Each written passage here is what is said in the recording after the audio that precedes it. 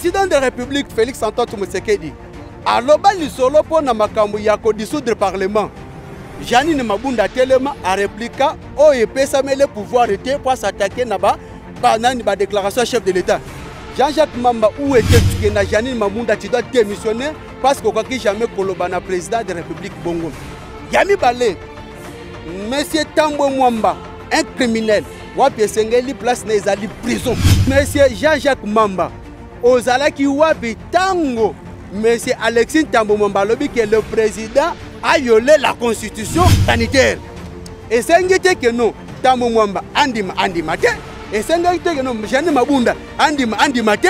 Et c'est que non, premier ministre andima te pour président décréter état d'urgence sanitaire. Jacques Mamba, où étais-tu? Pour ne pas na itando pour ne la lettre et puis qu'on passe à 48 heures na monsieur Tambo Mwamba tu dois démissionner. Alors, maman, il faut que le président Félix n'est pas là pour protéger les voleurs. Le président Félix n'est pas là pour protéger les détourneurs. Parce qu'il faut que Namouta détourné, Namouta yebi, nous sommes des actes oyibi. Comment vous pouvez imaginer, rien que le programme disant de 100 jours à chef de l'État, prison Yamaka les autres naba mandataire, naba membre de famille, naba DG, rien que le programme il y a 100 jours à chef de l'État. Et bon, ce qui est aussi mis programme du gouvernement.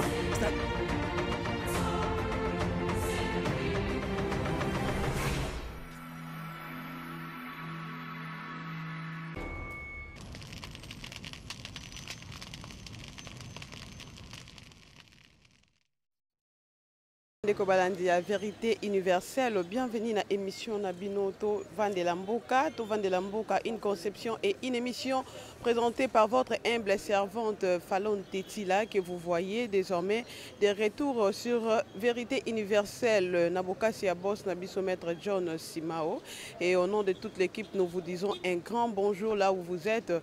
Bino Baebo Zwili Baku Penza ya Koyamba Biso na Banzela ba bureau banda Konabino toujours na mode kaka confinement et puis l'apport de masque aujourd'hui c'est vraiment obligatoire. Dans ce sens-là ici à Kinshasa le citoyen paieront une amende de 5 000 francs comme exige la police. Tu évites la condition parce que masque en gros comme mata pris vraiment et loko ezaki na ba 500 francs et comme côté comme na ba 2000 francs et donc la population nous savons pas vraiment ce qui est à la mesure il y a ko bangonio so penza ba ko procurer masque oyo et je ne suis pas seul, j'ai mon invité Otto Bengi Mokolalelo penza to beta masolo et nous choisissons la partie de UDPS dont nous avons mon amboka David Dintunga et à qui nous allons vraiment entretenir pour aujourd'hui sur le sujet de l'actualité. Bonjour mon amboka. Bonjour maman Falon, na sepel makasi parce que tukutani lelo ezali mokolo owapi application vraiment na ndenge longobani pour apport ya masque ceux qui ngano tukitisi boye eza pour être message qui quand même qu'on se transmettre en ndenge longobani parce que pandémie ou ya Covid-19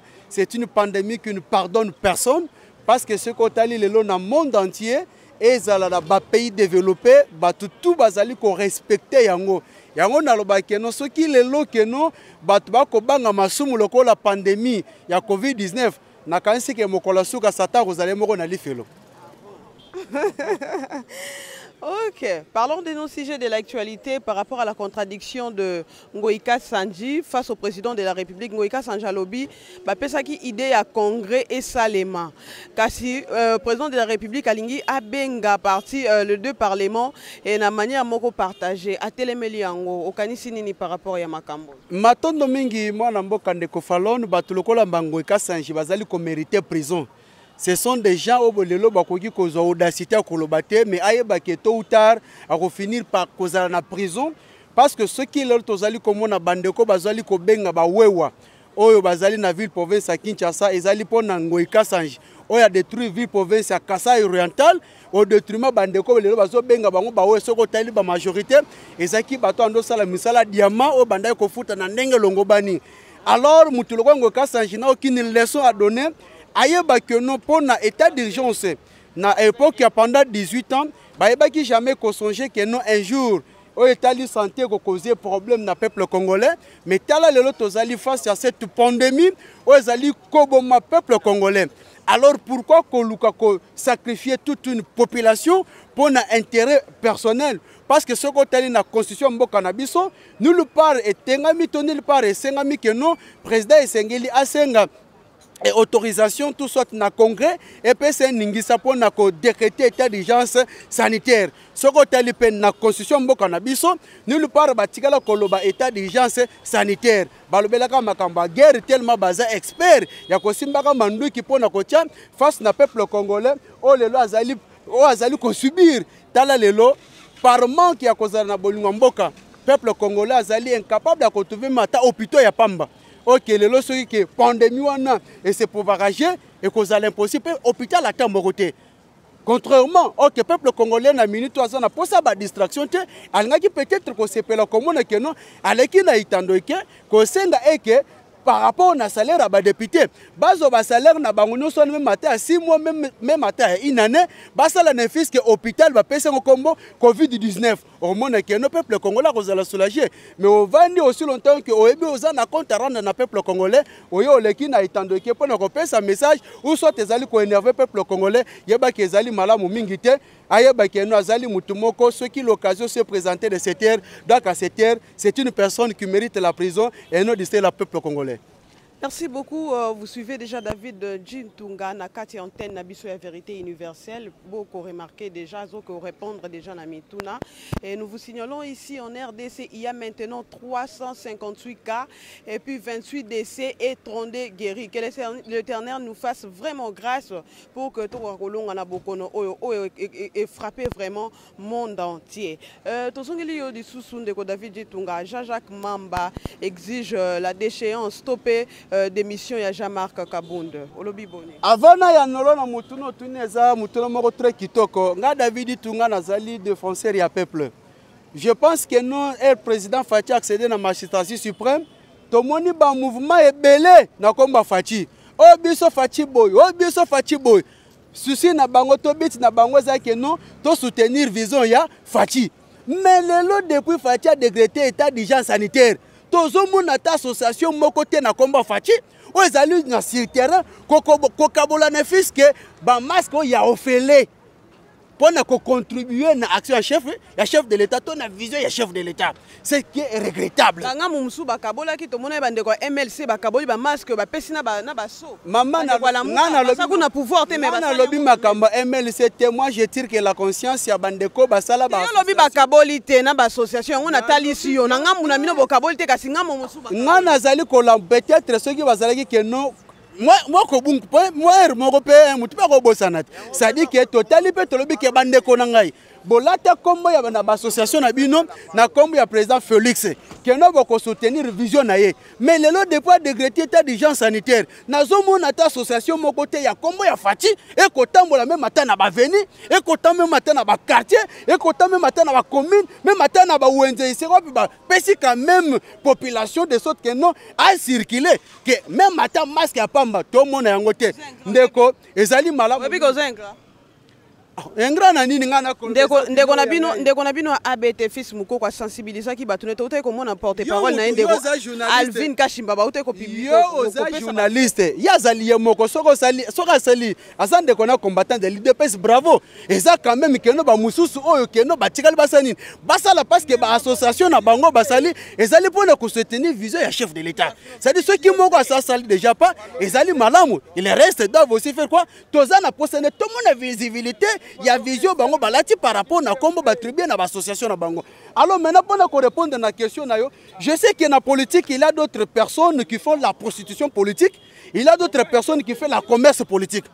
Parce que ce qu'on tali vraiment malamu mingi okomona que non MLC azali lokola mbeto ezali ko pesa ndeko Kabila ameka quand même ko pemba moke. Pourquoi na koloba ndenge wana ndeko Jean-Jacques Mamba na okeno musika te. Il faut savoir que lorsque tu attaques UDPS, d'abord, avant et comme la hiérarchie, et cause à l'impossible de passer à président parlementaire debout.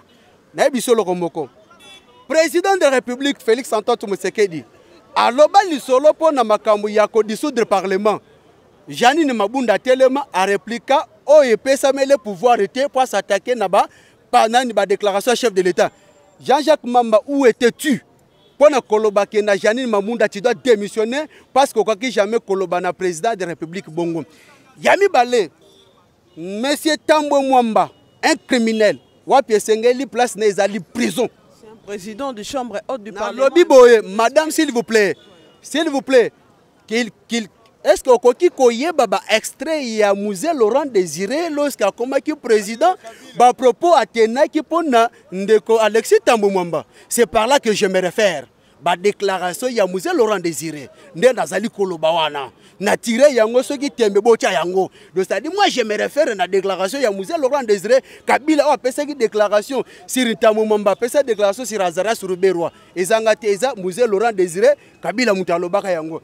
Tango Aleki na top Congo, avec arrogance, tout Obi Ketango les gars na top Congo, il se sentait déjà comme un président de la République, tout en accusant le président Félix qu'il a violé la Constitution, sans pourtant se référer à la Cour constitutionnelle. Or que Bilo Kontamomba Sali, dans le Code pénal, article 21, 191, 196, c'est une personne qui mérite la prison. Où sont les associations? Parce que lorsque vous allez comporter comme le président Félix, vous allez que nous aider.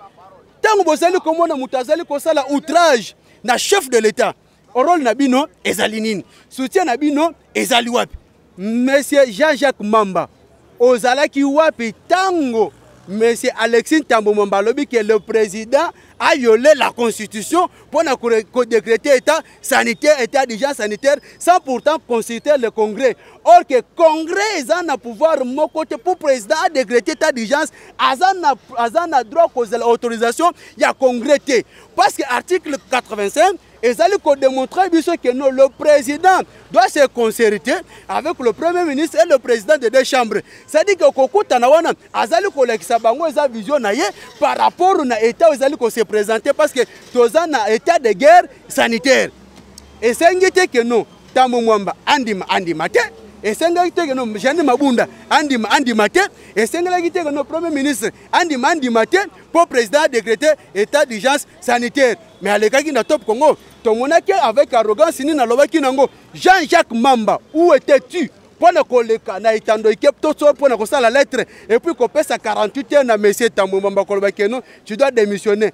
Et puis au moment que talana no motema mabe.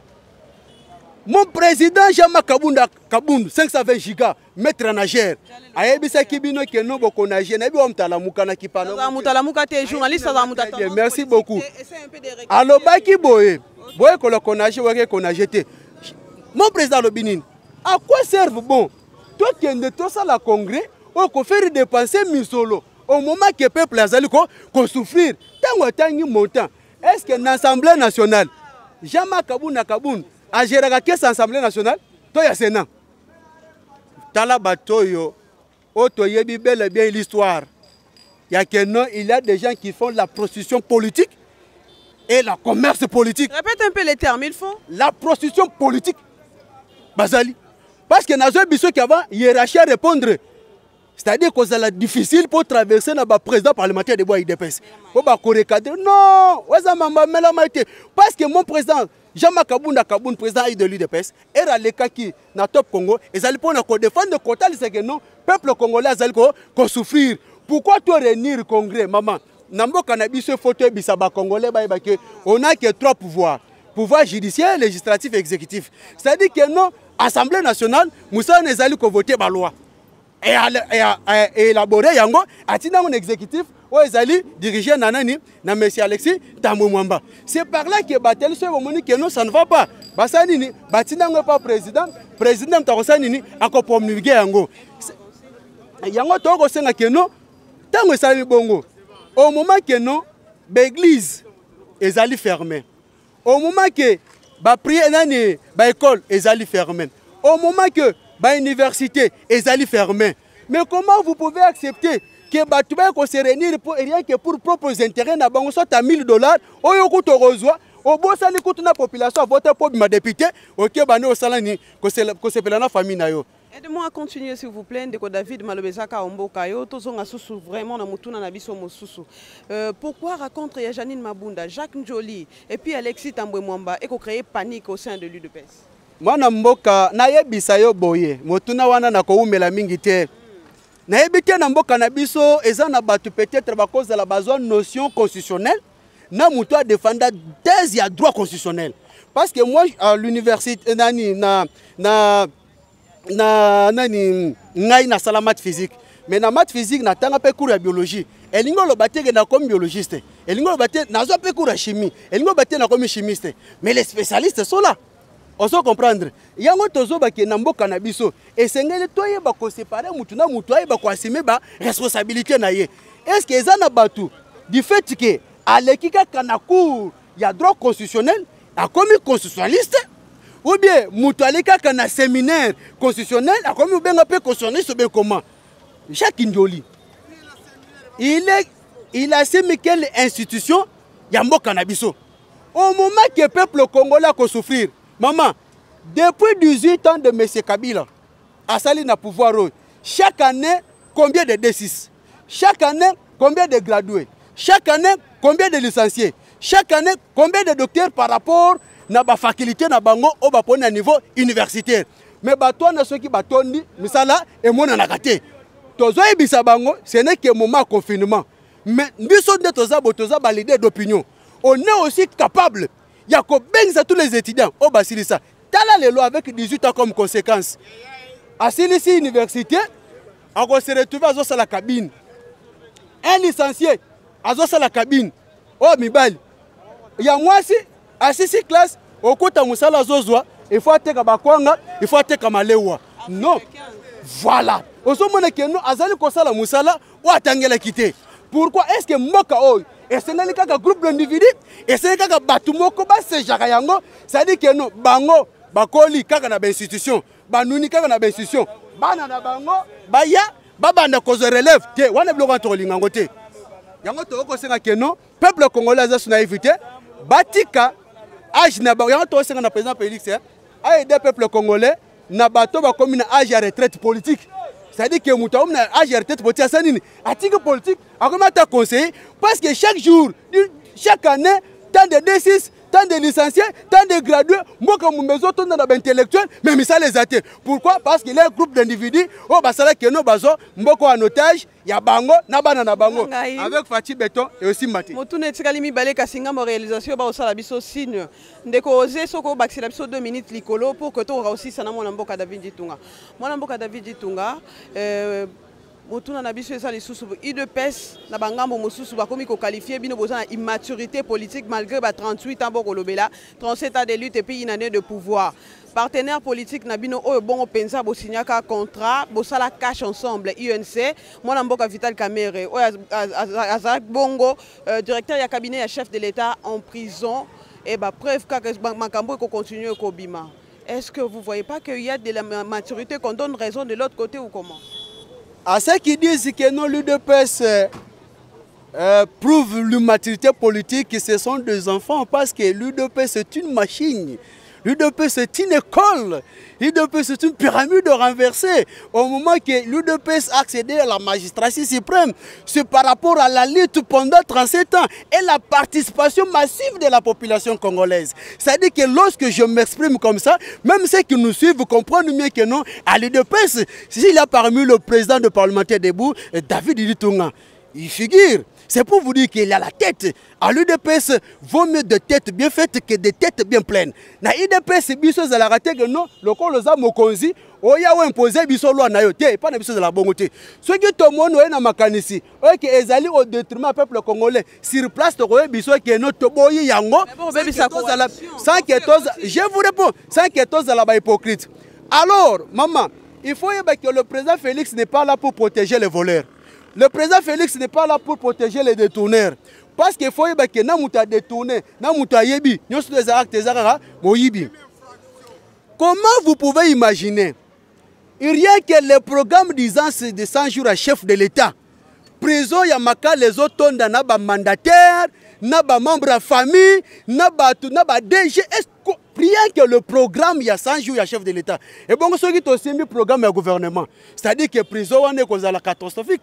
De cause impossible. C'est-à-dire que la coalition, l'UNCIDPS reste toujours en coalition. Mais cette coalition, il n'y a aucun article où ils allaient privilégier vol, tout sorte de détournement. Au bazan a preuve nango, bala kisabiso yango. bande kona biso ya Bukavu batu na biso ya Sud Kivu Goma tala lelo mbula ndenge ebetaki comment on a compté des morts biloko boni oye bebi mais na programme d'urgence à chef de l'État c'était prévu que Goma wana Sud Kivu sanini babongisa yango ce qui bonne volonté et que bande kona basalaki nango et que basalaki na mbulana est-ce qu'on allait perdre de temps de morts oye bande kona nga bakufi na Sud Kivu par rapport à inondation lelo bino botelemi totika makambo ya ko tribaliser politique totika makambo ko sala mutu keno comment on peut applaudir muto bazali ko loba parce que Vital Kamerhe jusqu'à présent azali ko mérito ba bengi présomption d'innocence il n'est pas encore condamné nous devons laisser la justice et puis je suis étonné tout le monde ba marche à batala mukawa 15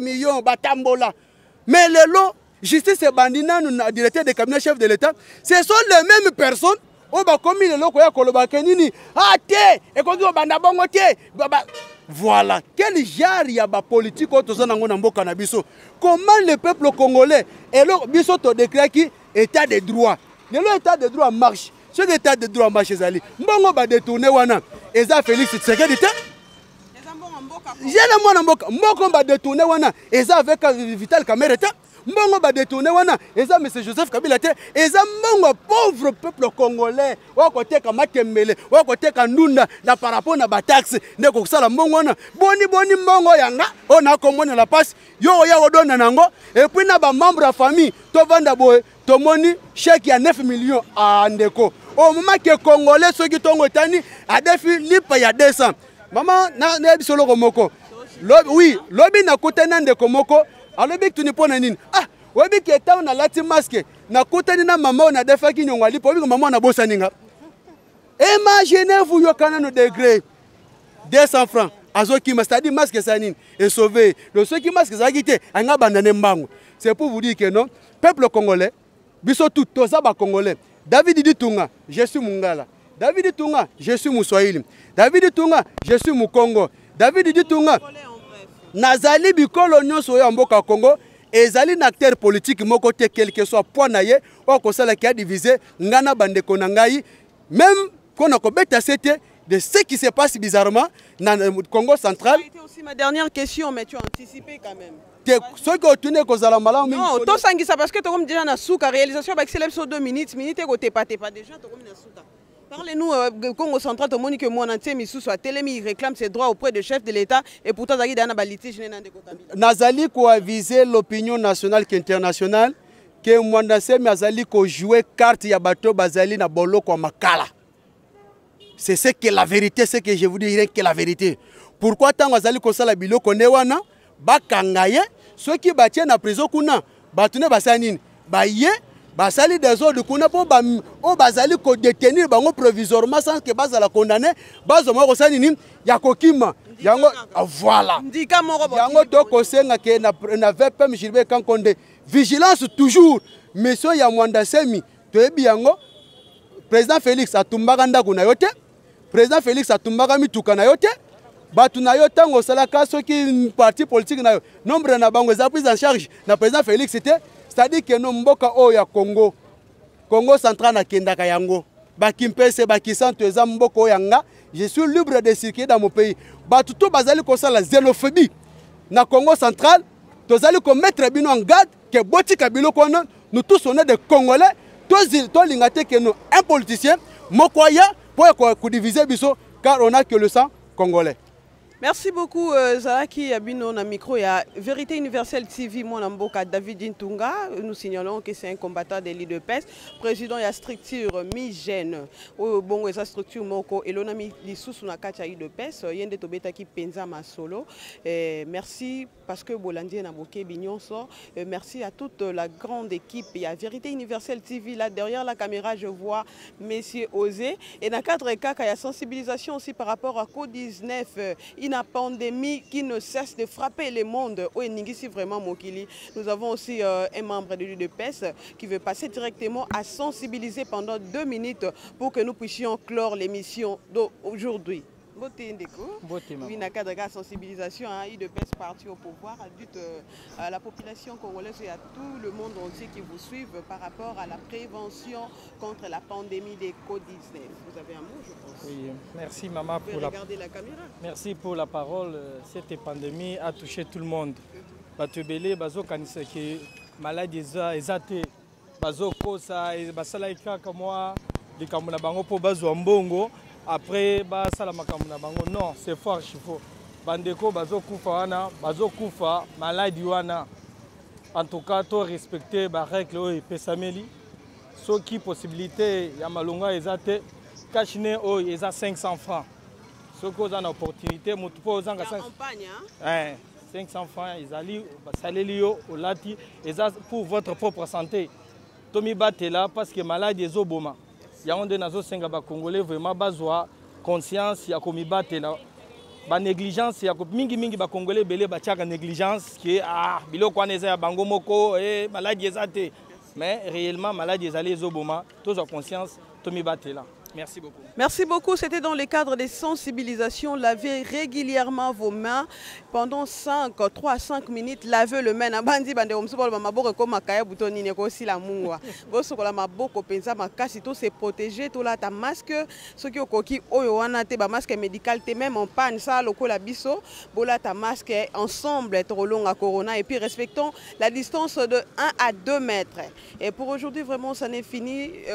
La grande a été ma joie de vous présenter cette émission d'aujourd'hui au Van de Lamboka et puis Bolandia on a boké Bignonso. Je vous demande juste de vous abonner massivement afin que vos actualités n'abîment en temps réel. Au revoir.